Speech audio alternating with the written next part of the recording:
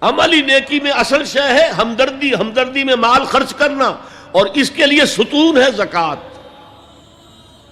کم سے کم یہ 2.5% تو نکالو،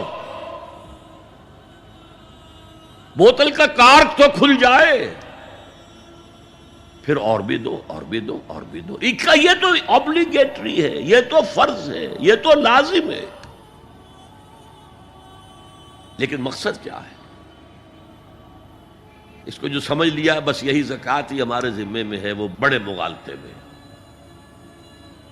حضور نے فرمایا صلی اللہ علیہ وسلم، ان فی المال حقا سوى الزکوٰۃ، اے مسلمانوں یہ نہ سمجھنا کہ بس زکوٰۃ ادا کر دی تو تمہارے مال کا سارا حق ادا ہو گیا۔ ان فی المال حقا سوى الزکوٰۃ، تمہارے اموال میں حق ہے اللہ کا زکوٰۃ کے علاوہ بھی۔ اور پھر آپ نے یہ آیت پڑھی، وَآتَى الْمَالَ عَلَىٰ حُبِّهِ ذَوِي الْقُرْبَىٰ وَالْيَتَامَىٰ وَالْمَسَاكِينَ وَابْنَ السَّبِيلِ وَالسَّائِلِينَ وَفِي الرِّقَابِ وَأَقَامَ الصَّلَاةَ وَآتَى الزَّكَاةَ۔ یہاں آتا زکوٰۃ تو ہے ہی ہے، اس سے پہلے جو آ رہا ہے یہ سرپلس ہے، اس سے آگے کی بات ہے، یہ ایڈیشنل ہے۔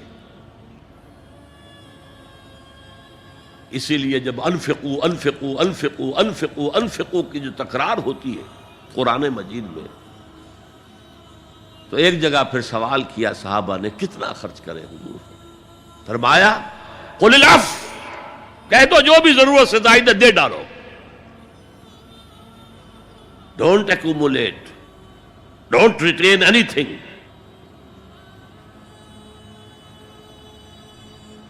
ایک بات آپ سے کہوں، آپ کچھ چونک جائیں گے، حضور نے کبھی زکوٰۃ دی؟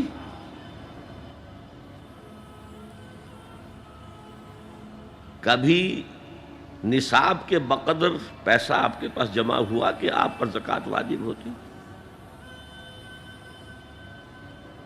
کیسی عجیب بات ہے۔ ارکان دین میں سے ایک رکن سرے سے غائب، کبھی آپ نے مال رکھا ہی نہیں۔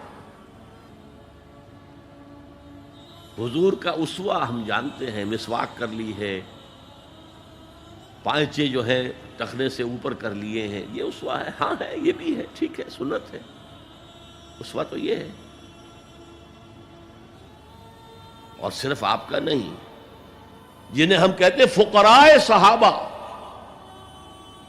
ابو ہریرہ، ابو ذر، سلمان فارسی، علی رضی اللہ تعالی عنہم اجمعین، یہ فقراء صحابہ میں سے تھے، کبھی کچھ نہیں رکھا اپنے پاس۔ میں نے بتایا تھا آپ کو شاید کہ حضرت علی کی جب شادی ہو رہی تھی حضرت فاطمہ سے، کوئی مکان تھا ہی نہیں، کہاں لے کے جائیں؟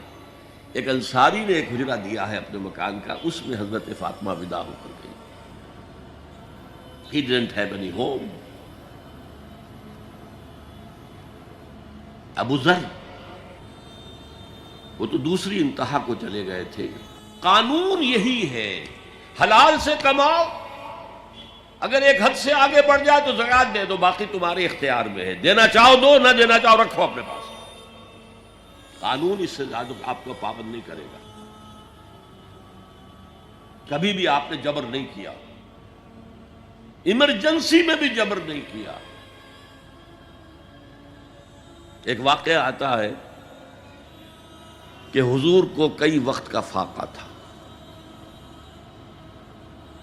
تھوڑی دیر کے بعد حضرت ابو بکر آئے، آپ نے چہرے سے پہچان لیا کہ فاقے سے۔ پھر حضرت عمر آئے، پہچان لیا کہ فاقے سے۔ شاید حضور خود اپنے لیے نہ اٹھتے نہ جاتے، اپنے دونوں ساتھیوں کو لے کر ایک انصاری کے باغ میں پہنچ گئے۔ انصاری کی عید ہو گئی،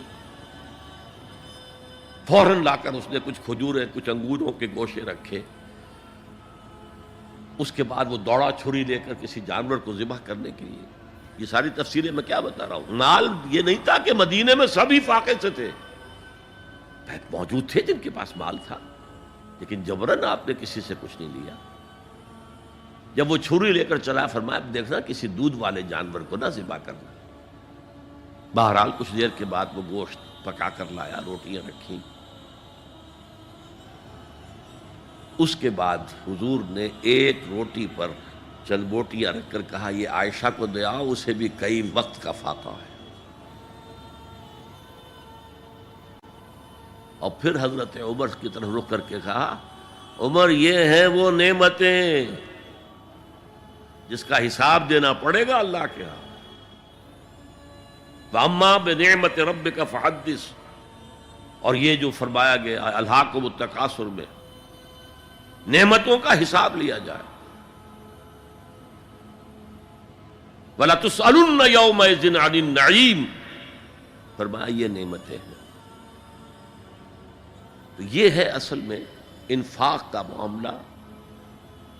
آپ کے اس پر چھوڑ دیا گیا ہے. جتنا بھی آپ میں جذبہ ہے، جتنا بھی آخرت کا یقین ہے، اتنا ہی آپ پسند کریں گے کہ آخرت کے بینک میں جمع کرائیں، یہاں کے بینکوں میں کیوں جمع کرائیں.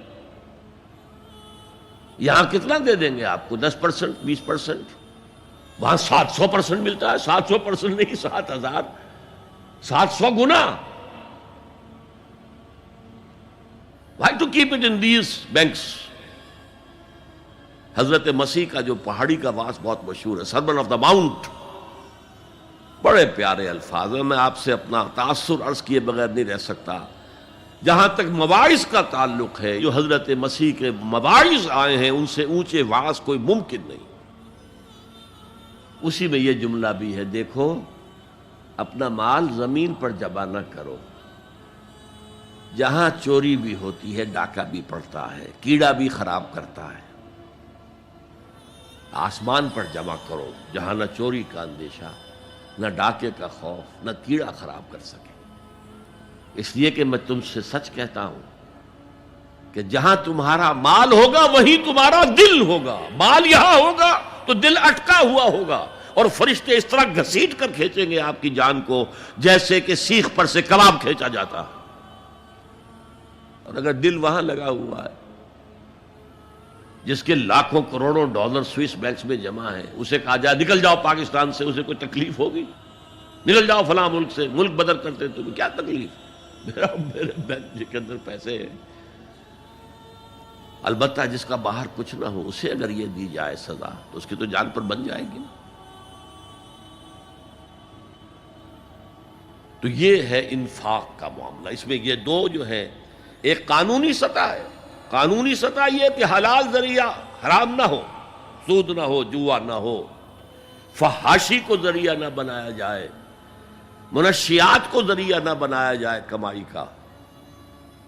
اور جو بھی آپ کے پاس ہے، آپ نصاب کی سطح کے اوپر آ گئے تو 2.5% زکوٰۃ دے دو.